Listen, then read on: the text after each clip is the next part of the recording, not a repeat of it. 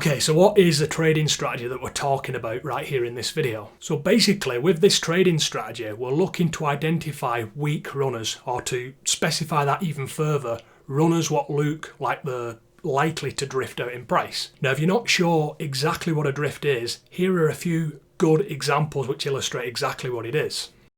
So as you can see, we're looking for a runner's price to start at a specific level and just before post time, drift out to a much higher level. So for this strategy, and for me personally as I'm a trader, I'm looking to cash out and hedge my position before the race goes in place. So I'm not taking this as a bet or anything like that. I'm effectively betting on the price movement of specific runners. And there are many reasons why I would place a lay bet on a runner in the anticipation that the price was going to drift.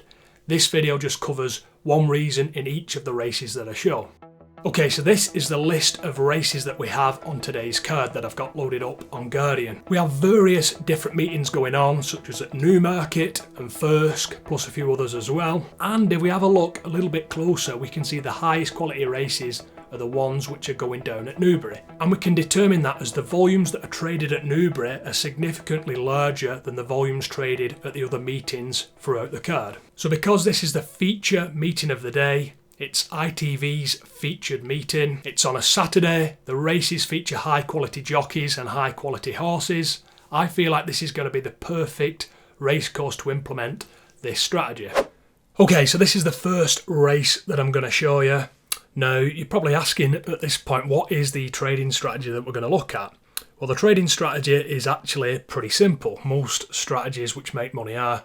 And that strategy is laying at an incremental price point or a crossover point. So if you don't know anything, any number rather, on any of the ladders, which is highlighted in orange, such as 2 on the favourite, 6 on the second, 10 on the third, and so on, that represents a crossover point. And basically what that means is going up past the crossover point, the incremental difference is larger than going down past the crossover point. Take runner 1, for example. Going up, we have 202, 204, 206, 208, 2.1, and going down we have 199, 198, 97, 6, 5, 4, 3, 2, 1. Going down we go down in increments of 0.01. Going up we go up in increments of 0.02. So what I've done here is I've taken a screenshot of the market at about 6 minutes and 15 seconds before post.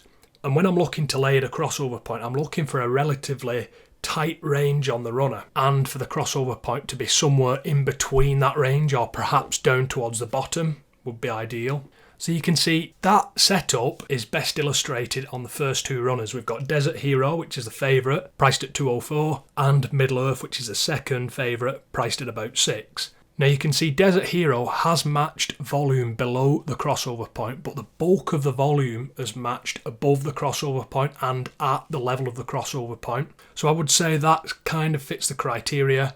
We're slap bang in the middle of the range, but most of the money's matched above the crossover point, if that makes sense. Whereas the second favourite, Middle Earth, which is priced at around 6, is in a tight traded volume range, and again the crossover point is slap bang in the middle of the runner's traded volume range in this example. So what I'm saying to myself is one of these runners is probably going to drift up. There's a 2-to-1 ratio if you're laying and trying to make profit as the price drifts up past a crossover point. So you definitely wouldn't want to back at this level, but you've got to ask which runner is going to move in the upward direction. Now if you look at the first favourite, you can see 76% of the weight of money is on the lay side. So you can see across 5 ticks there's £3,313 queuing up on the lay side, whereas there's only £1,049 queuing up on the back side, which represents about 24% of the weight of money. And if you look at the second favourite, that's pretty even. It's more or less 50-50. The money's about the same on both sides of the market. So we can see there's more money on the lay side than the back side, significantly on the favourite. It's right in the middle of its traded volume range where there's a crossover point. And to add to all that,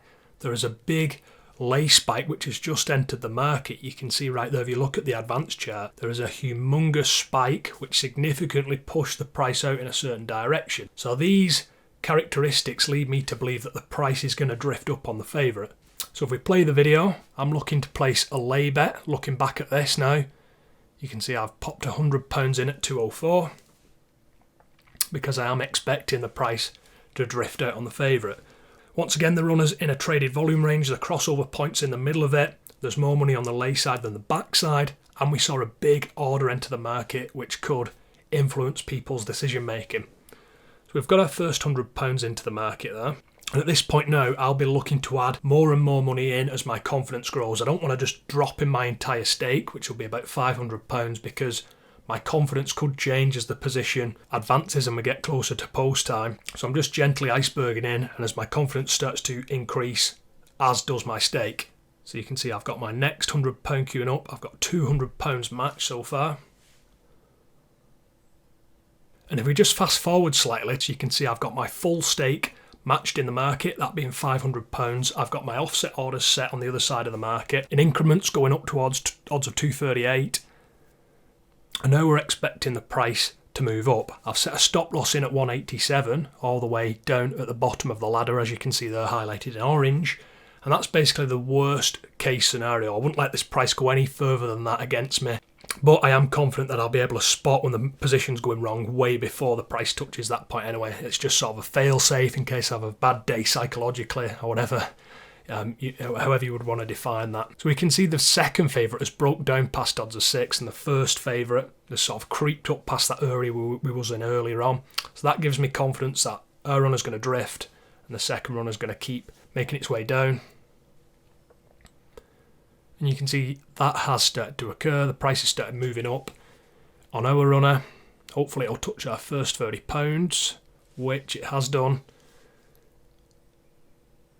And is it going to touch the next one? You can see that's the case as well. And can you see the clear correlation between the two? The first one's drifting up, the second one's coming down. They were both at crossover points and both in the middle of their ranges where the crossover points were. But we just had to pick which one was going to be the one which drifted out. If we jump forward slightly, you can see there's a big order appeared there, so I'm looking to get out of the position. And you can see a bit of scrambling around at the end, but ultimately we've made £21.69 on that trade.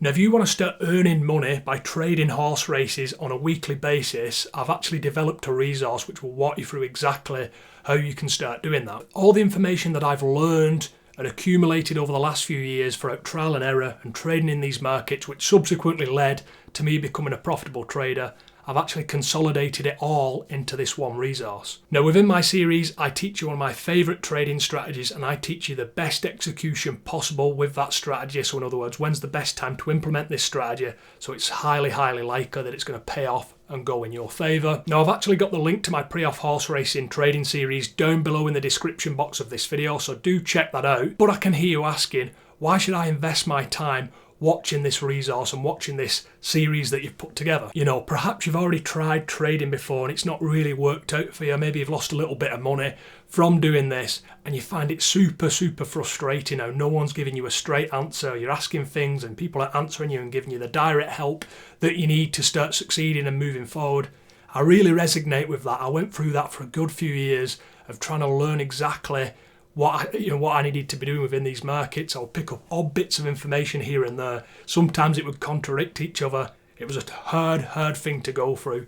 And I decided to consolidate all this into a single resource so people don't have to go through all that tedious, hard work, filtering out rubbish from filtering out good information. And I want to answer some of the burning questions as well, which I don't see answered very articulately online, such as how you can trade the 2-minute mark, how you can spot just before a trade's going to go wrong so you eliminate any chance of those big losses, which is obviously a really annoying, frustrating problem in the world of trading. As I'm sure you know, I learned this the hard way as well. And things like how you can spot key indicators which will define whether the price is going to drift up or come down, and all those kind of things as well. So yeah, do check out that link down below in the description the next chance that you can. I'm looking to help out as many people as I possibly can doing this, and obviously you're no exception to that. So next time you get a chance, link down below in the description, have a look at it, check it out and see if it's for you.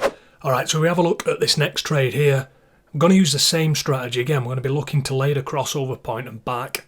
Obviously at a higher level. So this time, can you see the crossover points right at the bottom of the traded volume range on the second favourite, James Delight, and the range is really, really tight on that runner. If you look at the chart at the bottom of the ladder, can you see how it's absolutely just pancaked out for quite a long period of time? The price has just not moved. It's stuck at odds of 6, and again we have that ratio in our favour if we're laying to backing near a crossover point. So you can see, same premise again, I'm entering some lay bets into the market and we're just waiting around for these to fill. Sometimes it can take a little while, but you can see what I'm trying to do here, trying to lay first, back second at a higher level, and because we've got a favourite which is in a tight range, you would expect it could get a little bit of backing support, and we've got a runner in the third ladder which is right at the bottom of its range getting backing as well. There's a few characteristics which would work in our favour if this price was to drift out on James Delight. So you can see my first £50 lay bet has matched up on the second favourite, and the position is now open. And if we fast forward a little bit, we can see I've got about £100 matched on this runner. £50 of my money has been missed as the price has moved up. So we've just got rid of that now. It's getting a little bit late to sort of chase the price around super high like that. But you can see we've got our position set. Stop loss goes in at 5.5. in the orange. I know we're looking for the price to move up on the second. Ideally we would see backing on the first or the third, or both of them would be perfect, and that will help push the price out on our runner because all the odds are sort of interlinked with each other on a betting exchange. So you can see the price has started to creep out on James Delight. There is indeed backing support on the favourite, Relief Rally, which is coming down towards its crossover point there. And you can see we're still getting quite a bit of backing on the third favourite, Mr. Sketch, as well. So those two things are helping push the price out, and there's backing on the fourth as it happens. So you can see we've laid at the bottom, we've backed as close to the top as we think the price is going to move. I've split up my orders, trying to squeeze out every drop of profit I can from the position, and hopefully we'll get our orders filled just before the price reaches odds of 10. I don't think it'll go much higher than odds of 10.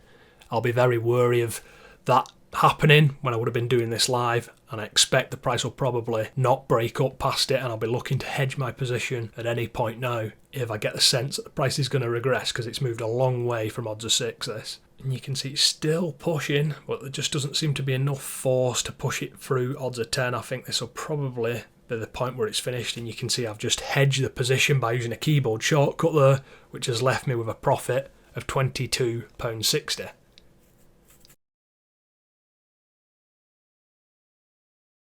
Now, if you're looking for some top tips from me and advice explaining exactly what I'm thinking and how I know these things are going to happen, I've recently set up a new email list about how I got started with trading and all the little sort of nuances in between which have helped me continue to make profits out of these markets. I'll leave another link down below in the description if you are interested in joining my email list, and that email list is completely free to sign up. Once again, I'll leave it down below in the video description if you are interested in joining the email list. Okay, so the next trade here, this time, same strategy again. I'm going to use it on Goodwood Odyssey, third favourite. Can you see it's in a tight range again? It's near a crossover point, but it isn't super close to one, but it is in a tight range, and this strategy I still believe will work here based on experience that I have. There's much more money on the lay side than the back side, 70-30 almost, and I'm just looking for the perfect point to put some money into the market. And you can see my first £50 gone in there at odds of 7. That's somewhere in the queue behind that £400, £500. Hopefully we'll get a match on that.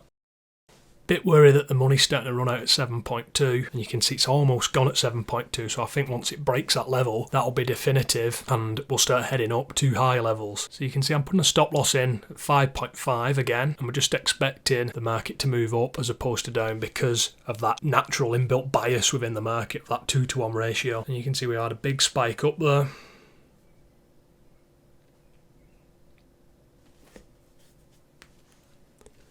Just cancel those orders and pop them back in at a higher level because I think there's a chance it could squeeze up a little bit further. Not super confident, but it's always best to have those positions in just in case the price does move up. But it does look like it's pretty stuck at around this level at odds of 8. And once again, I'll be looking to hedge my position if the market stays at this level for any longer than it has done already, I would say. And you can see it's just not going any further, this. It's just really stuck within that tight range. It's not going to be touching those £7. So the next chance I get where I feel like this has just gone wrong, I'll hedge the position and I'll take the cash. And you can see that's the point right there where I believe The trend's over. I've made my £11 of profit, laid at 7, backed in about 8, small move, same premise again, laying near a crossover point, has worked perfectly once again on this race. So yeah, laying at a crossover point, when it's done efficiently and the correct markets have been selected, it can really yield you some very impressive profits. Quick reminder, I have my series link down below in the description if you're looking for somebody to break down the fundamentals of a trading strategy and explain exactly how you can use it to make profits from it. I believe it's the best resource out there for that kind of thing if that's what you're looking for. And yeah, without further ado, check out this video which is popped up on screen now, and that will show you how I traded this year's Cheltenham Festival and earned thousands and thousands of pounds worth of free bets, buying and selling between the back price and the lay price.